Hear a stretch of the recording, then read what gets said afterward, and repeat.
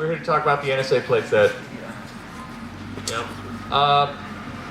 Hopefully, many of you have seen the NSA AMP catalog pages from the AMP catalog were leaked last winter, and all kinds of cool stuff is in there. This is not a page from the AMP catalog.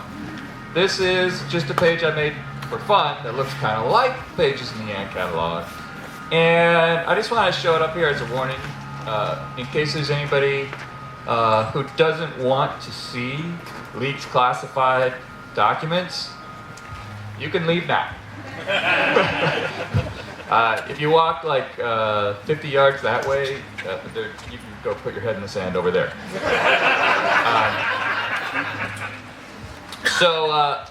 You know, the ANT catalog was leaked, and when I saw pages from the catalog, one of the first things I thought of was, hey, we can build all this stuff.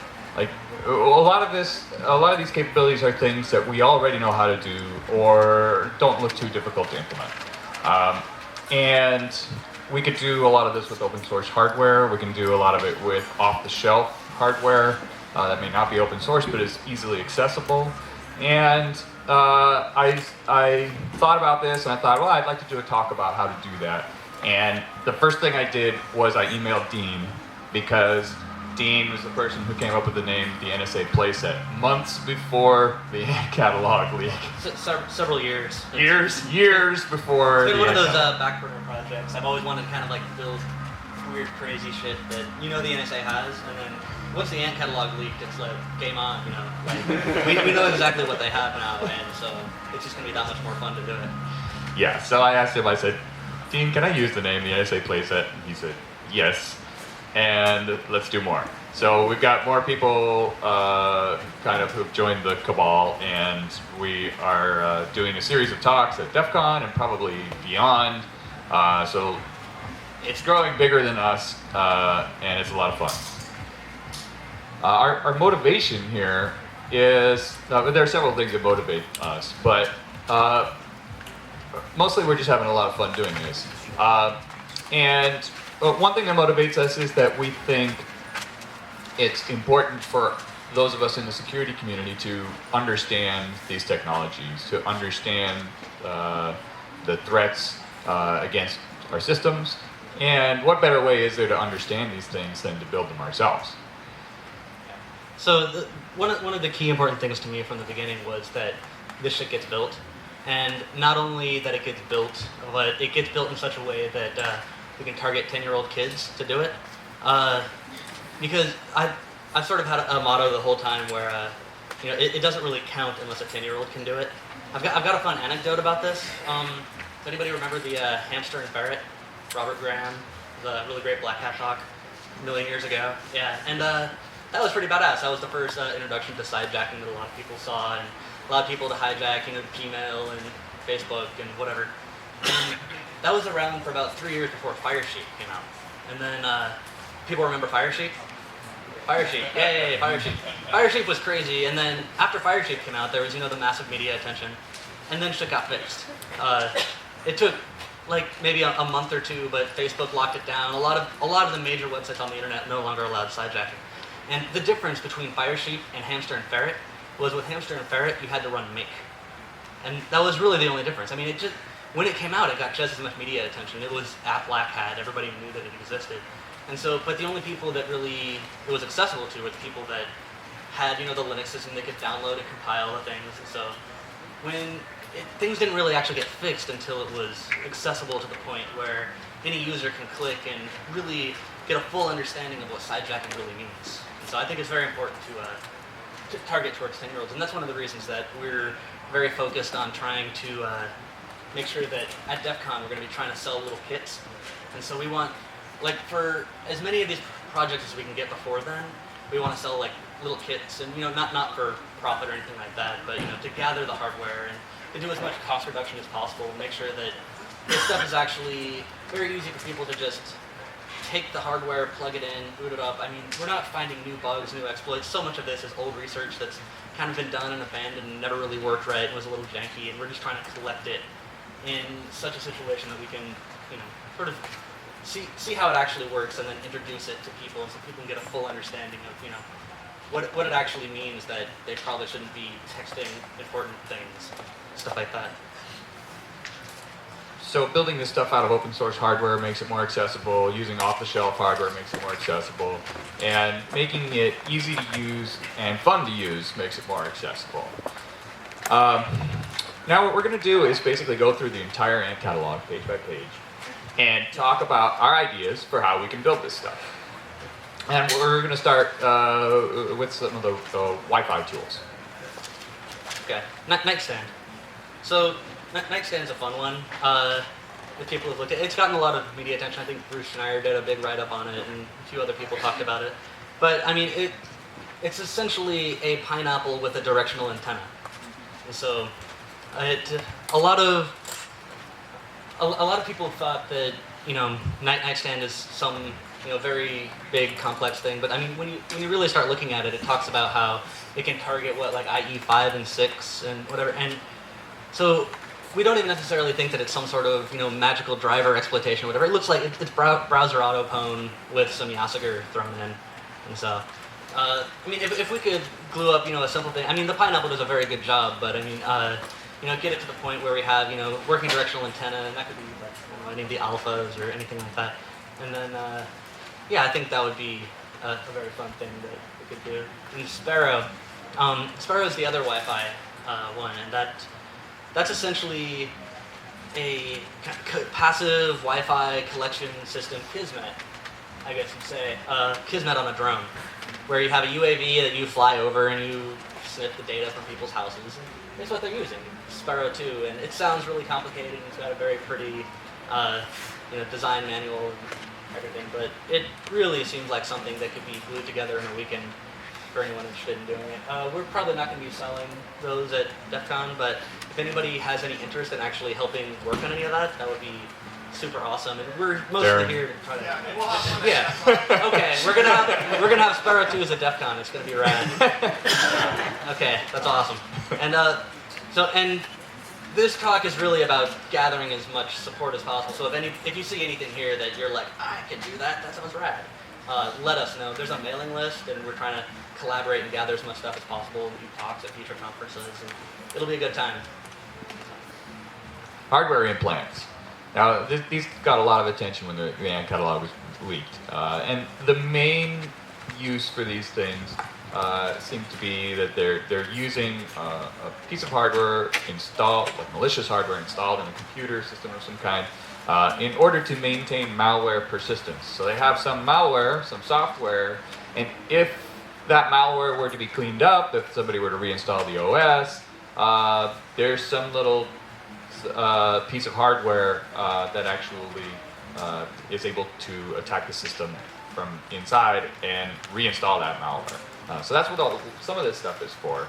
But let's go through all the different pages in here. Ginsu is actually a page about a software implant that happens to run on a PCI bus hardware implant called Bulldozer. So it's some device that is connected to the PCI bus inside a computer.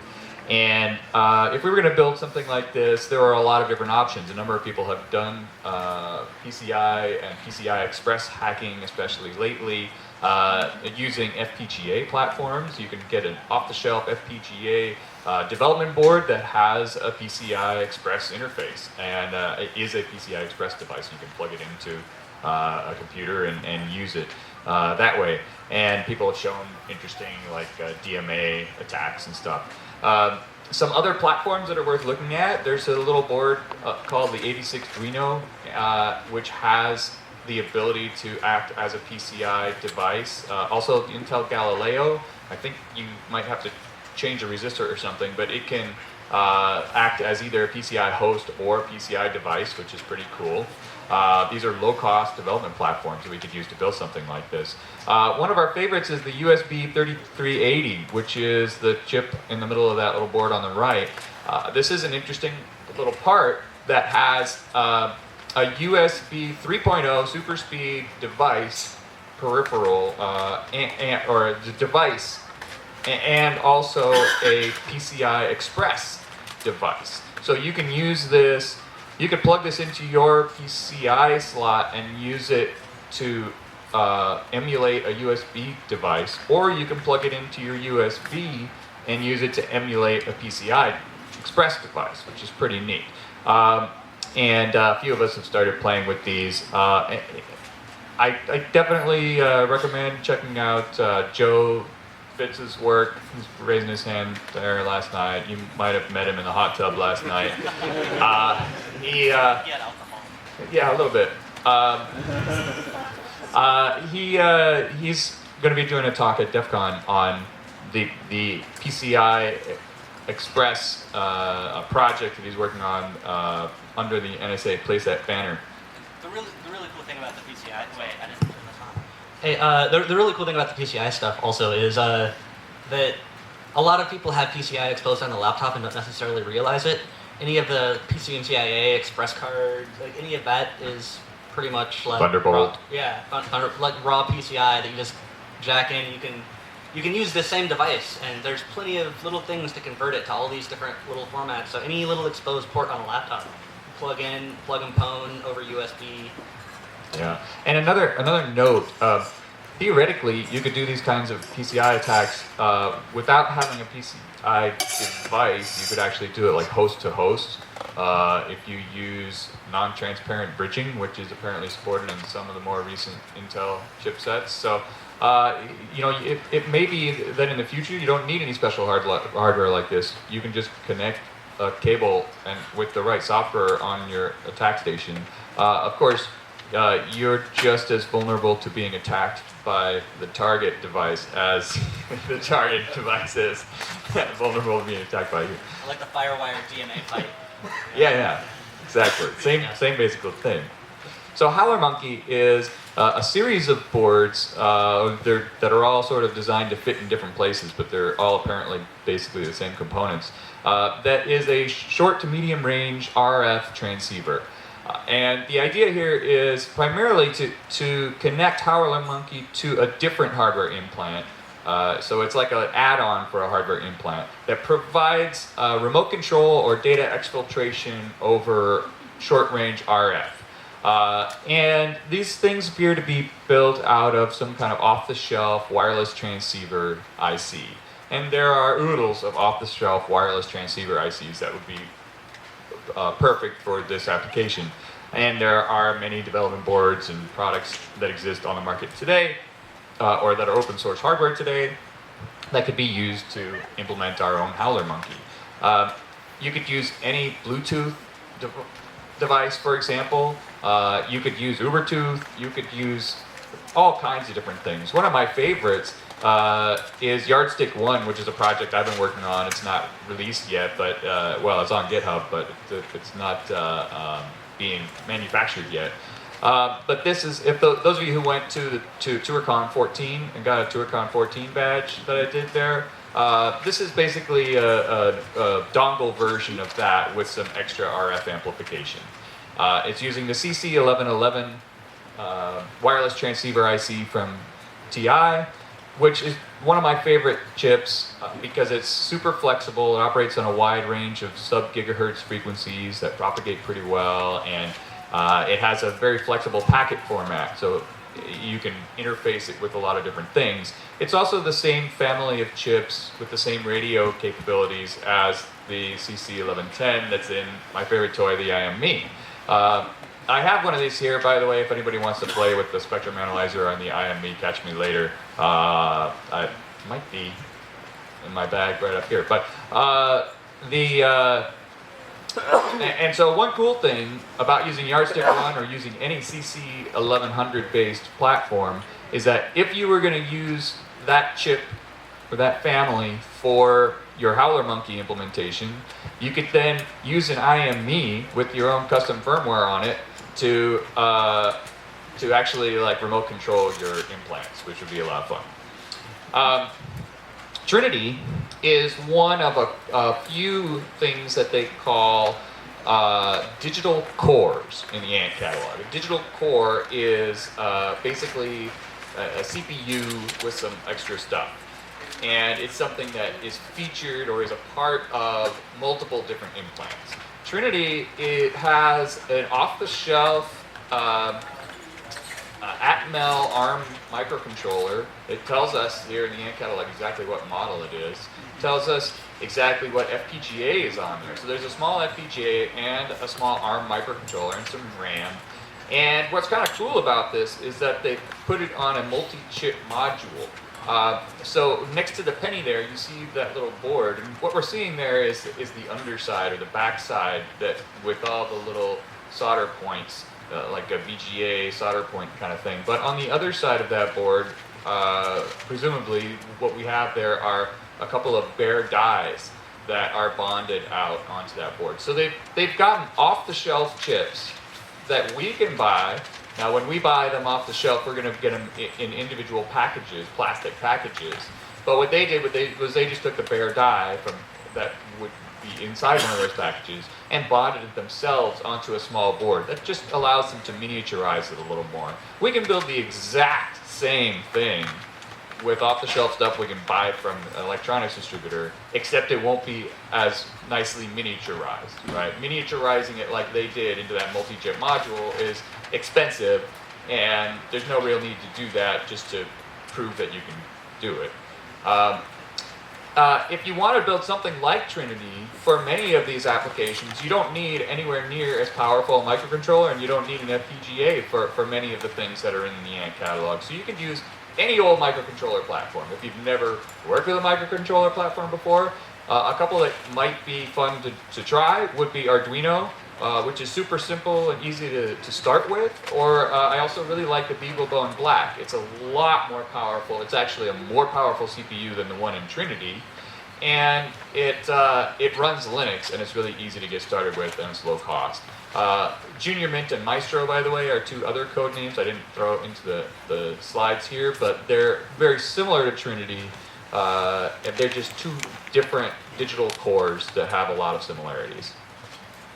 Iron Chef is actually a software implant that's a BIOS thing, but what's interesting here is that if you look at the bottom of the page, it is installed, it's software actually that runs on a hardware implant called Wagon Bed. So there's no page in the catalog for Wagon Bed, but we see here from this description that there's something called Wagon Bed that is an I2C or I2C implant.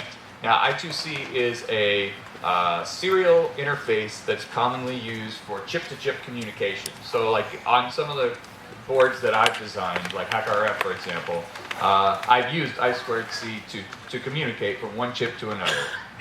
And that's very, very common in all kinds of electronic devices to find this particular interface. It's including PC motherboards.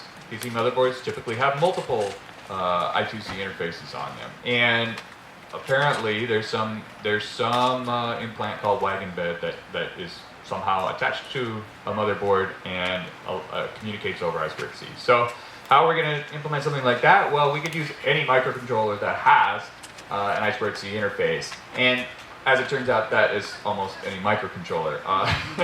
It's an extremely common peripheral built into microcontrollers, and even those that don't have them built in, their I2C is fairly easy to bit bang. So another plug for a DEF CON talk, Josh Datko, who's a fellow Colorado guy, is giving a talk on his I2C implementation of doing hardware implants with I2C, something like Wagon Bed that he's doing at DEF CON.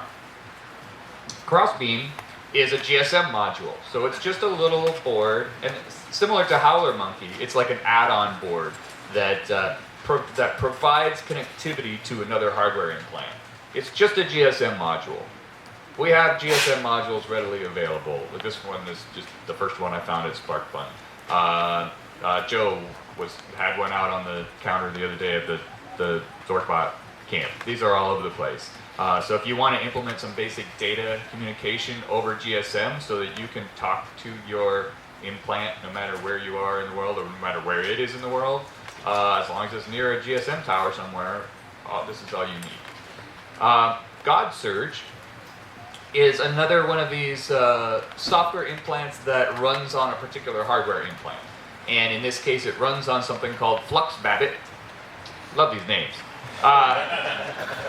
FluxBabbit is a hardware implant that actually exploits the JTAG debugging interface. How many of you guys have ever done JTAG debugging?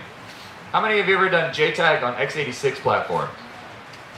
That's more than I expected. Usually, it's a pretty small number, and maybe our proximity to Oregon has something to do with the fact that there are so many hands up. But JTAG is very commonly used for debugging on microcontrollers. It's not so commonly used on debugging more advanced CPUs like Intel processors. But it exists. There's a JTAG interface. And in the case of FluxBabbit, the Ant catalog actually says that through interdiction, which is their process of grabbing hardware in transit and modifying it or installing implants on its way to a customer who's buying that hardware, for example, through interdiction, they actually solder on some components onto the motherboard of a particular Dell server, and then they can install their implant. So there's like a JTAG header and maybe a couple of passive components that were not populated by Dell, but there's place for them on the motherboard to implement a JTAG interface. So they have to just solder on a few components, and then they can plug in this thing called FluxBabbit, which does some kind of JTAG exploit to provide malware persistence. So Cottonmouth 1 is pretty cool. Oh, I forgot to add my extra slide. Yeah, I did. That's too bad. So Cottonmouth 1 is something that I think a lot of people ooh and ahhed over when the Ant catalog came out. It's a little implant that is really tiny, and it fits into the plug of a USB cable. And it's actually made with Trinity, so one of those Trinity modules with the CPU and the FPGA are in there, although there's nothing in the text that really indicates that they need the FPGA for this particular application. All they're doing is, it calls out kind of exactly what's in there. It says there's a USB hub. So that's how they're providing connectivity through the USB cable by having it go through a hub. So basically, what they have is something like this. The host is connected to the A male end of the connector where the implant is. That connects to a USB hub inside the plug. And then through that USB hub is the device on the other end of the cable that you're plugging it into, right? But also in the plug, there's a USB microcontroller of some kind, or maybe they actually use the FPGA to implement USB, I don't know. But there's some kind of a USB device, and there's also a wireless transceiver. And what this allows them to do is to communicate with the host. They're either attacking the host over USB, or they're just using USB as a covert, using Cottonmouth 1 here to provide an RF link for that malware to communicate over a short. And I was talking to Dominic Spill at Hack in the Box a few weeks ago, and we were talking about how, in general, we can make all this stuff, but the one thing that we can't do, or it's not worth doing, that the NSA does, is miniaturization. And I was like, yeah, we're not going to make things like Cottonmouth 1. And then we were like sitting there talking, and he was like, really? We can't make something like that? So, so we started talking about it, and we realized we don't need that FPGA. We don't really need a whole lot. And so, as it turns out, this is completely feasible, and I have PCBs on order from Oshpark right now.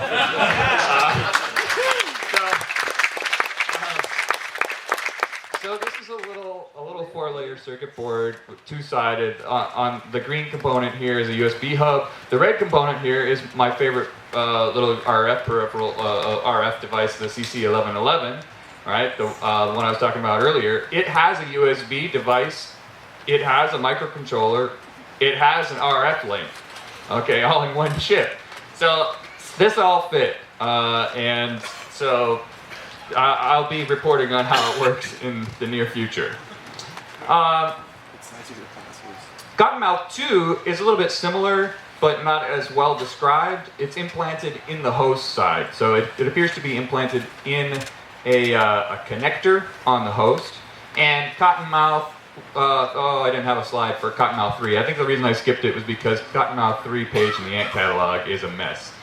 It's like a copy and paste botch job from other other pages. So, but it's basically the same thing as Cottonmouth 2, but designed to fit into a different type of connector that goes on a motherboard. In this case, it does mention that it's USB 2.0, where the other one was a USB 1.0. I did USB 2.0 for the Turnip School. Turnip School is the name of my my implant.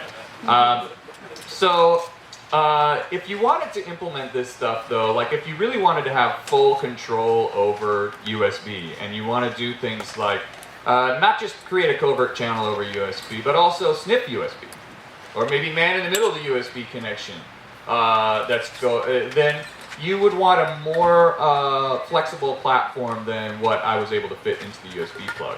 And what I would recommend if you want to play with this kind of thing is that you get started looking at USB Proxy, which is some software that's primarily developed by Dominic Spill, who I just mentioned. It runs on the BeagleBone Black. The BeagleBone Black is cool for many reasons. One is that it's open source hardware, one is it's low cost, it runs Linux. Another reason it's super cool is that it has a USB host port and a USB device port. So you have a Linux box with a host port and a device port. So with an unmodified BeagleBone Black and the USB proxy software, you can do USB man in the middle. It's pretty cool. So this is a terrific platform to get started with if you want to play with this kind of stuff. Another platform that we're working on now is Daisho, which is even more advanced way of doing USB man in the middle at actually a lower level of the protocol, and also doing kind of physical layer man in the middle of multiple high-speed communication protocols, and also doing USB 3.0, whereas BeagleBone Black is only going to be doing USB 2.0. So I'm working on that right now. Marshall and Jared over there are working on that right now. That's a fun, exciting project.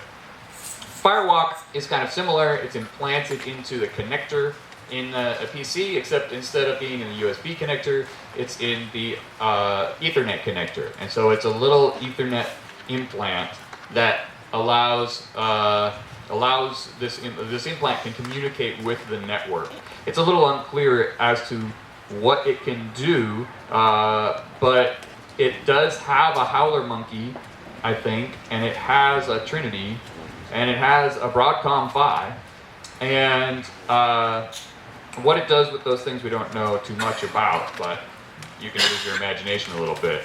And I would recommend, if you wanted to do stuff like that, you might go with Daisho, which is the picture of, or you might go with any Linux box that has multiple Ethernet ports to experiment with this stuff, right? And there are lots of options, including nice small options that have multiple Ethernet ports, like anything that runs a lot of platforms that run OpenWRT, for example. The AM335X starter kit is something I point out because it's a cool little dev board from TI. It's basically it's the same chip that's on the BeagleBone Black, but it's a more advanced development board for it that has a touchscreen interface. It's kind of like a build-your-own smartphone kit, and it happens to have 2 Ethernet ports, so it might be a fun platform to play with. So, software implants. Will we start with Deity Bounce? Yeah. Deity Bounce is essentially a BIOS rootkit. Have people heard of or seen BIOS rootkits? You see them all the time, like in, there's always Black Hat presentations about, like, the new BIOS rootkit, the new whatever. Nothing ever gets released. That's kind of a bummer. I think it would be neat if we actually did, like, a real open source, reliable release of something that had some similar things that Deity Bounce could do. And actually, could you go one more to Irate Monk? Yeah. And Irate Monk is another one of those things. It's Or wait, what do I want? Yeah. So Irate Monk is it's one of those things where you see a lot of talks about people flashing malicious BIOS and stuff onto hard drives.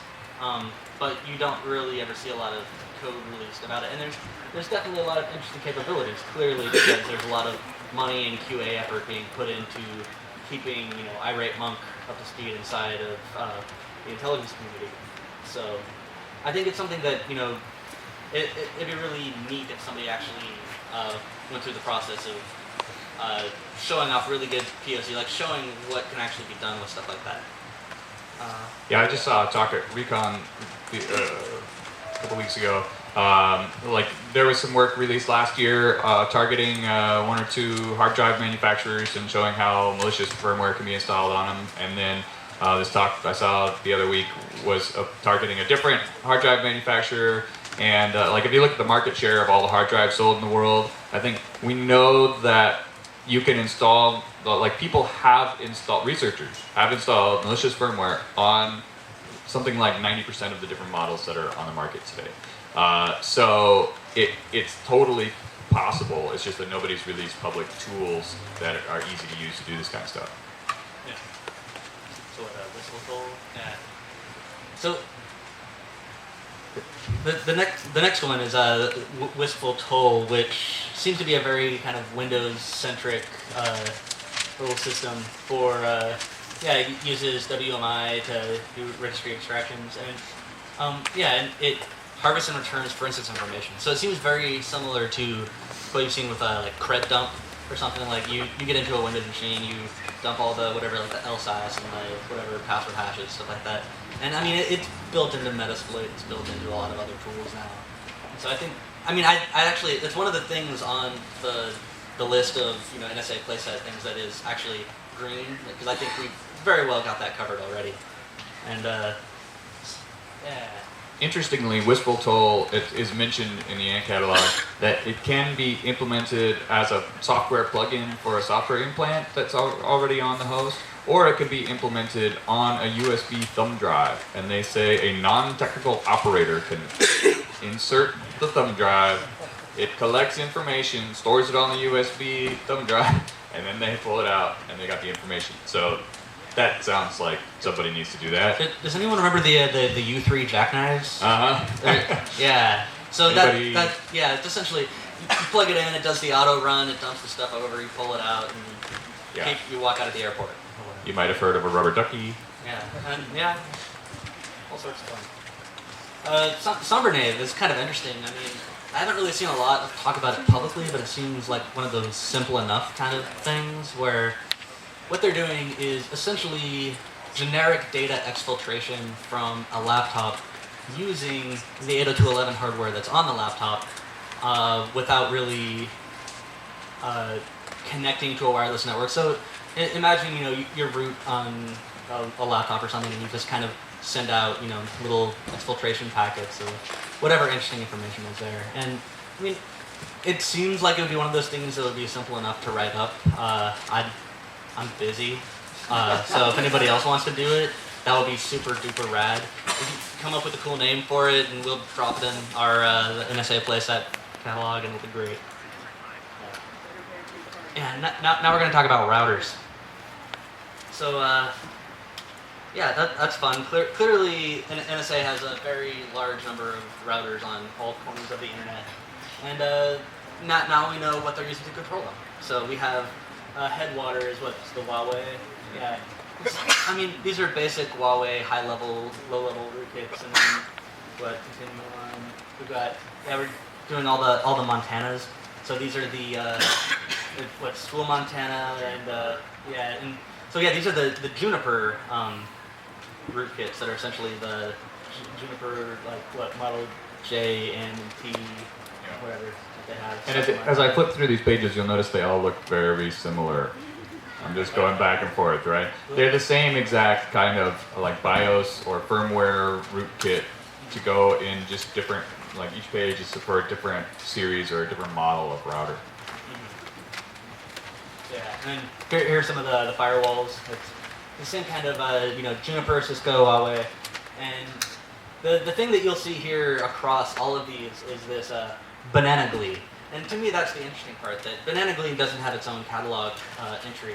But Banana Glee is their high-level rootkit that runs on all of these essentially, and all of these little catalog products are essentially ways to hide vanilla, which is kind of interesting, like Helix Water. And there's one of them that says for the lower power systems that can't run Bananagly, it has a little module to do sort of Bananagly kind of things. But, and all the throughs are the same thing, the different Juniper ones, Gourmet through, and then what, Souffle through? Yeah. And, yeah. Trough. Oh, it's trough. Oh, wait, yeah. trough. Yeah. Sorry. Once you start seeing all the capital Comes with letters, you start trough. spitting it out. Yeah. So, and the thing is, for what we're doing, I don't think it's necessarily productive to go back and, build little rootkits for 10-year-old routers, stuff like that. But I do think it would be really fun and really interesting if somebody were to do something similar and show similar capabilities, like on Linksys or D-Links and like OpenWord or whatever. You have little things that the capabilities that are claimed by some of these, like route traffic and monitor traffic and like alert when certain things happen. I think that would be an interesting proof of concept just to kind of have out there and focus more on the commercial small routers rather than we don't necessarily need Juniper 10-year-old Juniper devices that. Yeah, definitely. And speaking of 10-year-old, if you hadn't been aware, all the pages in the Ant catalog are dated, and this one comes from June 2008. They're all from 2008, a few are from early 2009, I think. So we're looking at like 6-year-old stuff here. So it's quite likely that a lot of the stuff they were using then was targeting technology that they really don't need to target so much anymore, or was using exploits for bugs that have since been patched. So in some cases, this is an eye-opener to see exactly what they do, but really it's what they were doing. They have a bunch of interesting tools for direction finding, and in general what they're doing is looking for people who are carrying mobile phones and finding their exact location.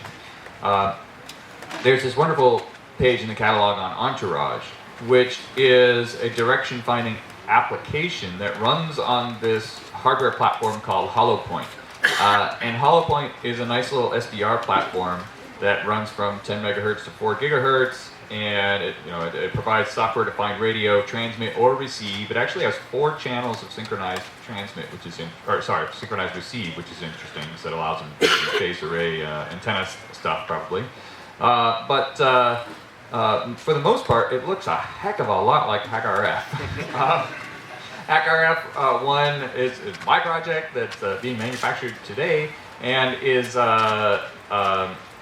from 10 megahertz to 6 gigahertz. So it's actually a little bit of a wider frequency range than HoloPoint, but it's in roughly the same size container and similar capabilities overall. It doesn't have the multiple receive channels, but you can chain together multiple HackRFs to do the same kinds of things.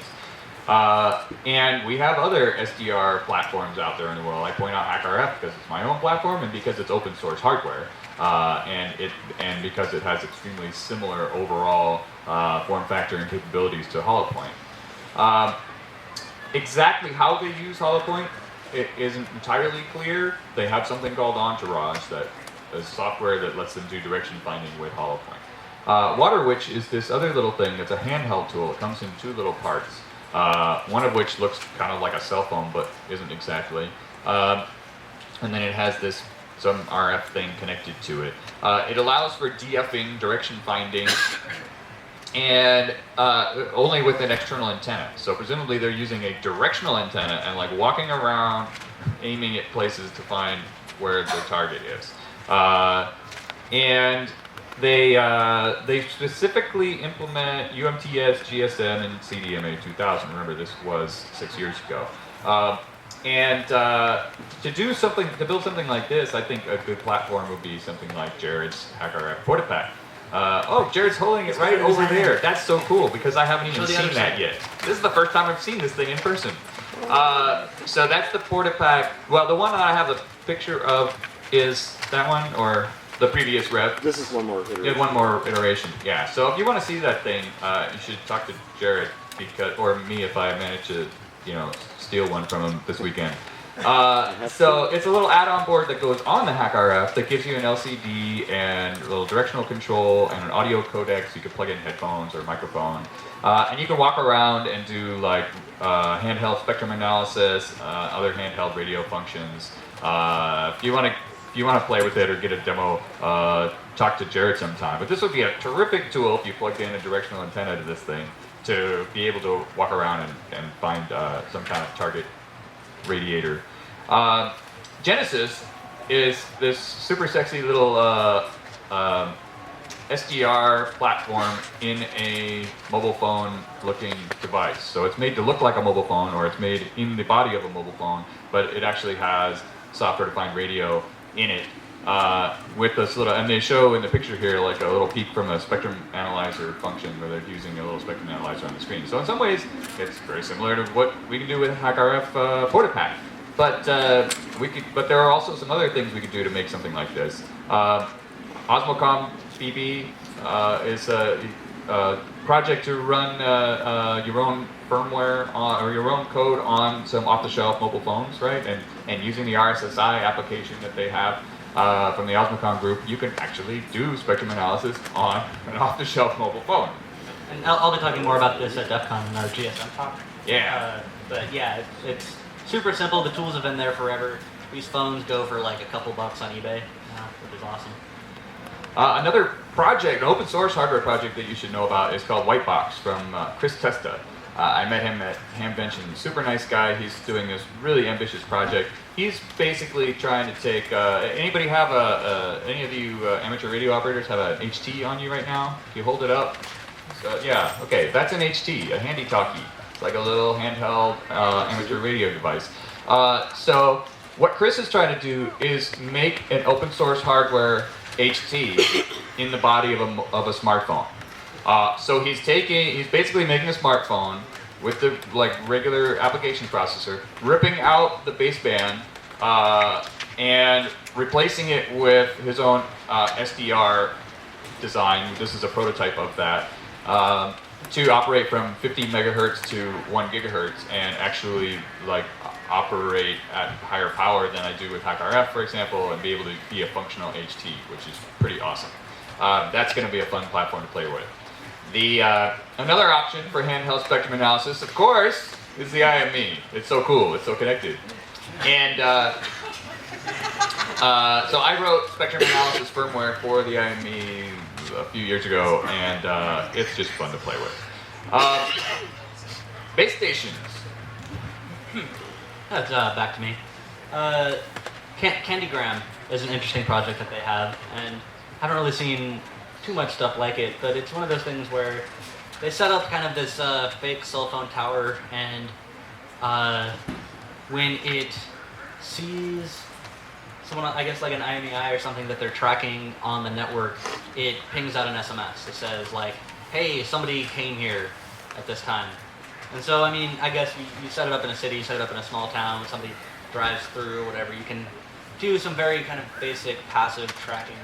And it's basically an IMSI catcher that alarms on a particular target device. Yeah. That's a neat toy. And a lot of these are, pretty high-end base station systems, and the EGSM is designed as kind of a smaller grade system that for kind of local areas, I guess, maybe within a couple city blocks or something. And they've got this also, that's the EBSR. They say it's the Pico class, which is the smaller range, I guess. And I think the next one is the Nebula. The Nebula, which they say is the macro class, which I presumably is several miles, much larger range type system. And all of these have kind of similar or overlapping capabilities, but they have different power levels, different standards that they support, like UMTS and so forth. But they have a whole bunch of them. As I kind of flip back and forth through them, you can see, they're all different devices that provide some kind of infrastructure for mobile phones to connect to. I like with Nebula, they say, what is it, LTE capability currently under development. This is 2009, so it's pretty safe to say that they're, hijacking LTE. So simple enough. Yeah. Yeah. I don't know. You can talk about the yeah. Yeah. So we know how to build. But that's going to change real soon now. You do. Have you worked on this? Get going. Well, either way. So, at any rate, there are other SDR platforms that people have implemented GSM base stations with. One that is really interesting that some of you might not have seen before is UMTRX. I love this thing because it's open source hardware. Yay, open source hardware. And it's one of many, or one of several, I should say, different SDR platforms that people have used to implement GSM base stations, and it's specifically designed for that function. It's more expensive than HackRF, but it's really nice design just for the function of doing base stations. USRP, probably many of you have seen before. I think this was the first platform that people implemented open source base station software on, and there are a variety of different platforms that are readily available off the shelf from Edis today. So these are things that people kind of know how to do today already. And also the Ossmann group, I want to point out, they have a variety of different projects, but one thing that they do in particular is they work on building open source software for off-the-shelf, closed, proprietary hardware, and implementing their own base station functions or endpoint functions, all kinds of different stuff. And the talk that we're going to be doing at DEF CON, a lot of it's going to be based on just kind of passive interception, which can be done much, much cheaper. If anybody's ever seen the Realtek SDRs are like $20, and turns out a lot of the interesting communication over GSM happens on the control channel, so we don't really need the full wide megahertz to snip all of GSMs. We can just get a lot of important data off the control channel. That's kind of interesting. I think a lot of stuff too that I've seen is people modifying femtocells. There's a lot of good work at DEF CON last year where some of the ISEC people had taken some of the CDMA femtocells and modified them in such a way to essentially turn them into like a Stingray kind of system or any of these MC catchers. But then they were somewhat prevented from releasing any of that. So if anybody has any interest in recreating some of that work, that could be really, really cool. And I think that would be something to go for. Definitely. So, mobile software implants is my section again. Dropout Jeep. Remember Dropout Jeep? So yeah, the iPhone Trojan. Everyone freaked out that NSA's got backdoors on all the iPhones, which isn't necessarily true. This is pretty much a simple little BSD rootkit kind of deal that sits on the iPhone and iOS and does certain interesting things. And then also other than iPhone, they talk about Tote Chaser, which is Windows CE, and then the next one, Tote Ghostly is the Windows Mobile, right? Yep. Yeah, Windows Mobile. Yeah. And I mean those aren't super popular anymore, so I don't necessarily feel much drive to recreate those. But I mean, when it comes to simple rootkits, I mean, it would be nice to have a simple Android rootkit to do little playing around, testing on, stuff like that. And so if anybody has any interest if anyone's an iOS developer or an Android developer and wants to kind of play around with some of this, I would highly encourage you to join the mailing list or come talk to us and do something like that. One notable absentee here is they don't have a page on an Android implant, but I realize these pages are from 2008 and 2009. Android was crappy back then. Also realize that we have a lot of evidence here that suggests we don't have the whole catalog. We just have some pages from it. The SIM card stuff I thought was really, really interesting. This Gopher set was the first one, and essentially what they do. Anybody remember the ToorCamp from 2 years ago? Anyone remember that? Yeah. So this is the right audience for this kind of thing, but interesting wording of that question. Yeah. Well, So Shady Tail gave out the SIM cards, and like it was all super badass. And there's the funny codes that Nick was stealing from everyone, and then like hijack and stuff. But anyway, so there's some fun properties of GSM where you can push little programs over the air onto people's mobile phones, onto their little SIM cards.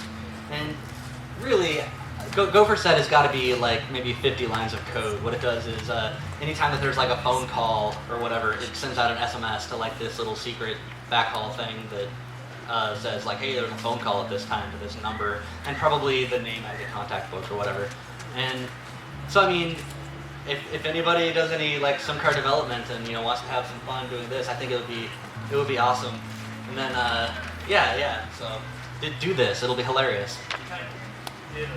Good. Can we put it on our website and like put a funny name on it? Because that would be super duper awesome. Java, it's more than 50 lines, I promise. There's a little bit of ceremony involved with the. All right. Okay. So it would be 50 lines if it weren't Java. Right. 50 important lines. Yeah. And then like 10,000. Anyway. Yeah. And then we got Monkey Calendar, which is, I mean, it's essentially the same thing. It pings out your GPS location every once in a while, I guess. Over it just says, this phone is over here, this phone is over here, and does these like, I guess, silent text messages to let whoever's listening know where the phone is. And I think that would be another, dead simple SIM program that could be written with a little Java SDK and push it over. So again, if anybody has any experience with the Java SIM SDK, that would be super duper rad and hilarious to put up on the site. And I mean, it's not going to really do that much on carrier networks if you don't have the keys to actually push SIMs to people's phones. But when things like on Shady Tail, Ninja Tail, and all the silly tells that exist, it would be kind of fun to have a good library of these to be able to push over next time you get somebody's code to push things on their SIM card. And then these Picasso things, these are kind of interesting. They're essentially modified handsets that do a lot of cool things. That do, they listen, they do whatever, and they have this nice note about the winning user has a panic button that they type in the secret melody of Funky Town and it like nukes the phone or something.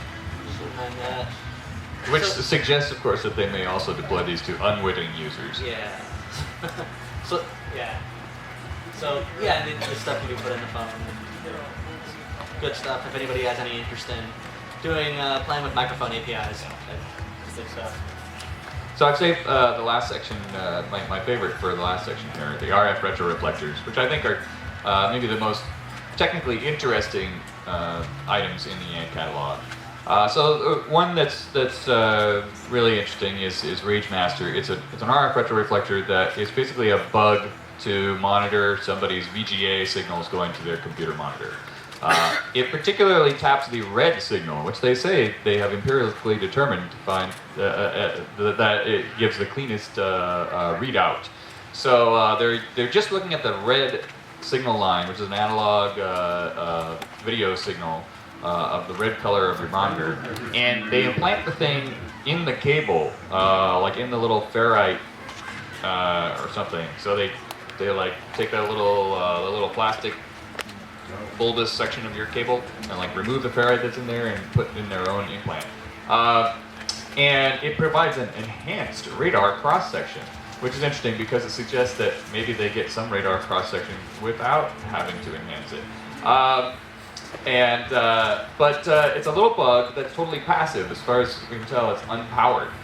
It's only powered by the radio waves hitting it, irradiating it from a radar unit. They use a technique similar to what was used in the thing, which is the name of the Great Seal bug that everyone should know about. This thing was first publicly disclosed in 1960. It was supposedly discovered in the U.S. Embassy in Moscow in the early 50s and probably implanted there by the Russians in the mid-40s.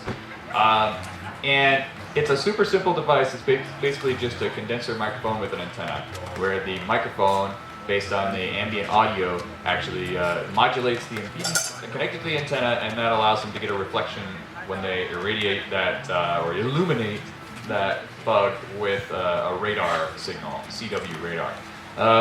And basically, here's all we know about actual active emission security attacks. Like, we know a little thing or two about passive emission security attacks, but active emission security attacks, like real examples of devices that people have implemented and like reported on in the wild. We know about the Thing from 1960, and then we know about the Ant catalog, and really nothing in between. So it's pretty interesting to see how things have progressed. This is one of the radar units they use. It just sends a continuous wave radio signal and then measures the return from that signal. And then here's the next generation one. Just sends radio signal, gets a return. The first generation goes from 1 gigahertz to 2 gigahertz. The second one is supposed to be upgraded to 1 to 4 gigahertz. So we know something about the frequency ranges that we're using here. Nightwatch is a little display that they plug into one of these radar modules so that they can actually watch what's on your monitor. You should be able to implement something like this by just transmitting a signal with one device and receiving it with another device. And we can also implement it by using off-the-shelf radar equipment. Now you might think off-the-shelf radar equipment is really expensive, but not all of it is. The Hot Wheels radar gun is awesome. I have a couple actually at the ToorCamp if anybody wants to play with them. They're super fun. And I have actually made like a tiny little retro-reflector that is just a super simple circuit that looks like this. It has a FET and an antenna, and it connects to a data line that I want to monitor and a ground. I have built a little retro-reflector, just this circuit, hit it with a Hot Wheels radar gun, and actually been able to recover data. I've only done this over a few centimeters, okay? I'm going to be working on that and doing some more implementations. That's stuff I'm working on now, and I'm going to be talking about at DEF CON. Surly Spawn is another retro-reflector, kind of really similar to probably to what I was doing here, that is used to monitor keyboards and other low-speed data devices. Charger Yard is just a beacon. So it's basically just an RFID tag, essentially, that allows them to do like location finding. And apparently they use this, actually, they like put this along with other retro-reflectors so that they can find the Charger Yard and then know what direction to aim their radar to get the other stuff. And then Loud Auto is cool because it is doing ambient audio. It's basically a modern day version of the Thing. Except this one actually is powered by a battery, unlike the Thing. However, it uses such a small amount of power because of the retro-reflector technique. It uses such a tiny amount of power that they can probably run off a coin cell for years. So it might, they don't have a whole lot of problems with having to change batteries or anything. So we really hope that some more people will join us. We've already recruited quite a few folks, like Joe over there and Josh that we mentioned, who's giving a talk at DEF CON. We have NSAPlayset.org, and we would love if anyone has like some of the stuff we've talked about. I'm sure there are people in the room who've said, oh yeah, I've done that, or I could do that. If you have a solution or you want to work on a solution, you want to make it easy to use and fun to use and raise awareness. Contribute. Join us on NSAPlayset.org. We have a mailing list. We have a wiki. There's not much on it yet, but we're getting there. We just ask that you make the tool as accessible and easy to use as possible, and that we do require that you have a silly name for your project. This is a page from the website that just shows some of the open problems, like things we want to work on, what their status is, things we are working on, and so forth. So I want to say thanks to Dean again because he came up with the name the NSA Playset. Thanks to Nick for doing our illustrations, the good ones. And thanks to ToorCon and everybody who came out. Look for our various talks coming soon at DEF CON and more.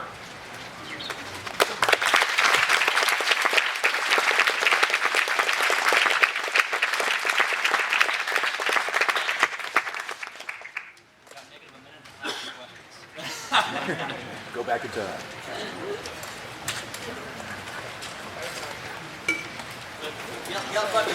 Okay, so I've received from irradiated people sitting behind the computer that their meetings kill a lot of radio.